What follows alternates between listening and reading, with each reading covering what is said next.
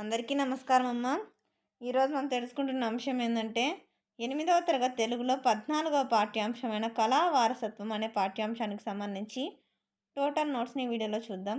మొదటి ప్రశ్న, కళల ద్వారా జాతీయ సమైక్యతను ఎలా సాధించవచ్చో వివరించండి. జాగ్రత్తగా స్క్రీన్ షాట్స్ తీసుకున్నాను. తర్వాత రెండవ ప్రశ్న, భరతనాట్యం ఇతర నాట్యాలకు తల్లి వంటిదని ఎలా చెప్పవచ్చు? ఎక్కడికక్కడ స్క్రీన్ షాట్స్ తీసుకోండి. ఒకవేళ మీకు హ్యాండ్ రైటింగ్ కొంచెం క్లియర్గా లేకపోతే, అక్షరాలు క్లియర్గా లేకపోతే నెట్ క్వాలిటీ పెంచుకొని స్క్రీన్ షాట్స్ తీసుకున్నాను. ఇక్కడ 108 అయిపోతేనే కంటిన్యూషన్ భరతనాట్య భంగిమలు ఉన్నాయి.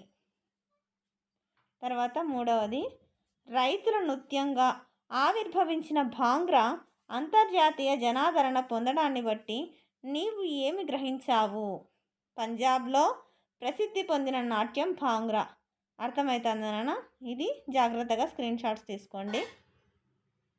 ఇంకా మన ఛానల్ సబ్స్క్రైబ్ చేసుకుని వాళ్ళు ఎవరైనా సబ్స్క్రైబ్ చేసుకొని లైక్ చేసి షేర్ చేసి మీ ఫ్రెండ్స్కు రిలేటివ్స్ అందరూ సబ్స్క్రైబ్ చేసుకోమని చెప్పండి.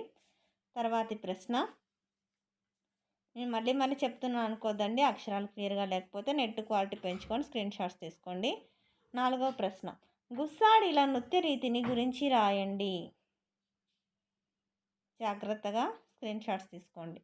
గుస్సాడి నృత్యం అనేది గోండు జాతి ప్రజల యొక్క నృత్యం కదా. జాగ్రత్తగా స్క్రీన్ షాట్స్ తీసుకున్నాను. ఖచ్చితంగా అంటే దీనిలో నుంచి ఎగ్జామ్కి వస్తాయి.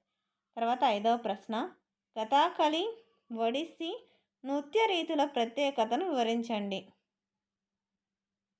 ఇక్కడ అలంకరించుకుంటారు అయిపోతేనే దాని కంటిన్యూషను. ఈ కళకున్న ప్రత్యేకత ఏమిటో ఎవ్వరూ నోరు తెరిచి మాట్లాడరు. హావభావ ప్రకటనలతో చేసి సన్యలతో అర్థమయ్యేలా చేస్తారు. తర్వాత ఇది ఒడిస్సీ నృత్యం. తర్వాత 6వ ప్రశ్న, హరికథ సామాజిక చైతన్యాన్ని ఎలా కలిగిస్తుందో రాయండి. అందరికీ ధన్యవాదాలమ్మ. ఇంకా మన ఛానల్ సబ్స్క్రైబ్ చేసుకుని వాళ్ళు ఎవరైనా సబ్స్క్రైబ్ చేసుకొని లైక్ చేసి షేర్ చేసి మీ ఫ్రెండ్స్కు రిలేటివ్స్ అందరూ సబ్స్క్రైబ్ చేసుకోమని చెప్పండి. అందరికీ మరి ఒకసారి ధన్యవాదాలు.